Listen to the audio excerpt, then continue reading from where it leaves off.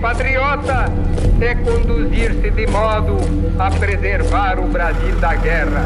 Continuaremos fiéis ao ideal de fortalecer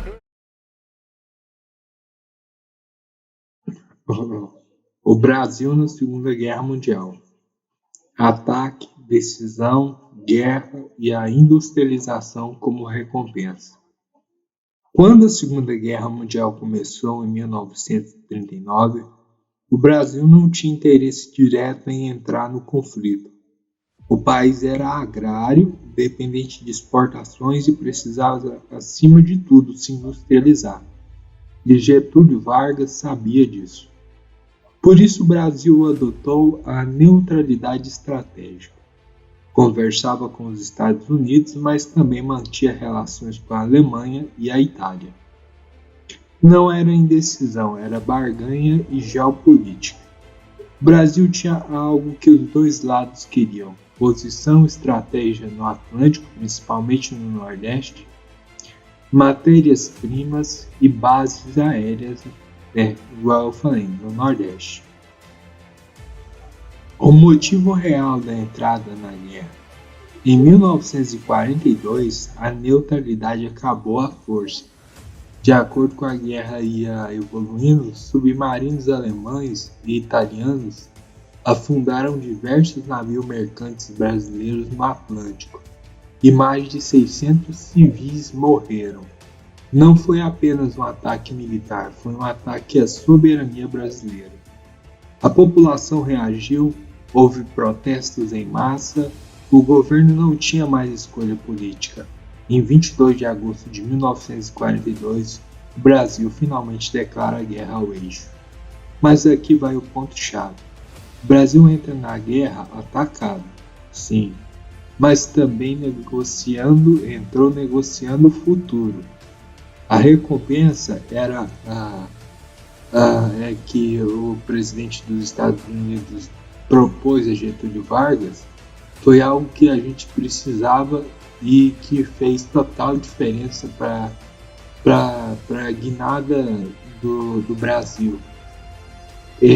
Ao se alinhar definitivamente aos Estados Unidos, o Brasil exigiu algo em troca: industrialização pesada. E o resultado veio logo após e durante a guerra: a criação da Companhia Siderúrgica Nacional, a CSN, em Volta Redonda, base da indústria do aço no Brasil, infraestrutura, energia e tecnologia, formação de engenheiros e mão de obra especializada. Sem a guerra, o Brasil teria levado décadas e mais décadas para se industrializar. A participação no conflito acelerou o país direto para o século XX. Foi troca, mas uma troca dura. Soldados por aço, sangue por indústria, guerra por soberania. Mas o interessante é que o Brasil foi na Europa, o esquadrão a cobra vai fumar, porque diziam que o Brasil não iria lutar, que era mais fácil do que uma cobra fumar do que o Brasil entrar na guerra. E dizia que não mandaria as tropas, mas a cobra acabou fumando. A Força Expedicionária Brasileira, a FEB, enviou cerca de 25 mil homens para lutar na Itália, tornando o Brasil o único país da América Latina com tropas terrestres no fronte europeu. E acabou tendo baixas, mas grande parte das batalhas que a FEB lutou foi a Batalha de Monte Castelo, que após meses de tentativas aliadas frustradas, a FEB conquistou Monte Castelo em fevereiro de 1945. Vitória estratégica que abriu caminho para o avanço final na Itália. Montese e Castelnuovo. Combates urbanos violentos, casa por casa, artilharia pesada, e a FEB venceu Montese em uma das batalhas mais sangrentas de sua campanha. Fornovo di Taro, Edição histórica. A FEB cercou tropas alemãs e italianas em retiradas. Mais de 14 mil soldados do eixo se renderam aos brasileiros, incluindo o general alemão, uma das maiores rendições da guerra na Itália. E também, sem falar que também teve esquadrão de caça de aviação que chamava Sentapua. O Brasil que estava entrando na parte aérea. O primeiro grupo de aviação de caça, como o grito Sentapua, voava com caças P-47 Thunderbolt em missão de ataque ao solo. E esses pilotos foram treinados, saiu do Brasil, foram treinados nos Estados Unidos e lá eles não se adaptou muito bem à alimentação dos americanos.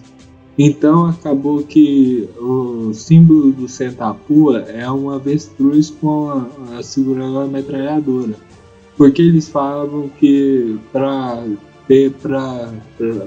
se adaptar à alimentação americana tinha que ser um pássaro que come de tudo. Então eles falaram que o avestruz, que é um pássaro que come de tudo, então acabou que o general acabou colocando o esquadrão Sentapua com um avestruz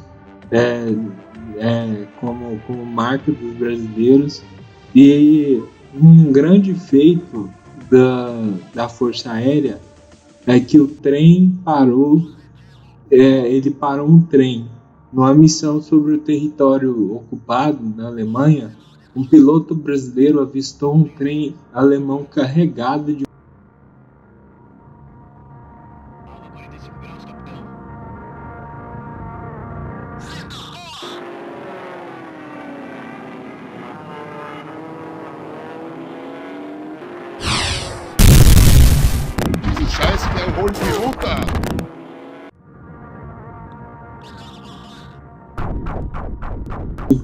munição, mas só que ele não sabia. Então ele desceu o P-47 voando baixo, alinhou até o alvo e atacou. Os tiros atingiram os vagões e a munição explodiu em cadeia. O trem inteiro foi destruído e o impacto foi direto. A munição perdida, a ferrovia interrompida, tropas alemãs sem abastecimento, o avanço do inimigo atrasado. Na guerra moderna, a logística define tudo, mas um piloto brasileiro mudou o jogo naquele dia. E depois de um tempo, depois de todo o feito que o Brasil conquistou e foi esquecido e precisa ser lembrado e honrado, mas conseguiram retornar para casa com algumas baixas, mas com honra. No final da guerra, o Brasil conseguiu algo raro, trouxe de volta a maioria dos homens que enviou. Cerca de 450 brasileiros foram mortos, centenas feridos, marcas psicológicas que ninguém desfilou, mas a missão foi cumprida. E a grande recepção e essa foto icônica da recepção dos pracinhas. Quando os soldados voltaram, o Brasil parou.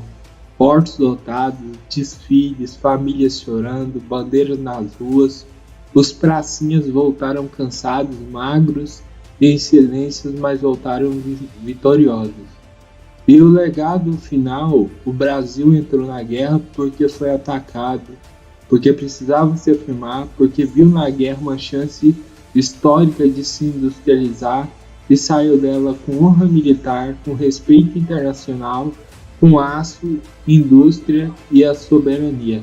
A cobra fumou, o céu foi rasgado, a indústria nasceu e o Brasil nunca mais foi o mesmo.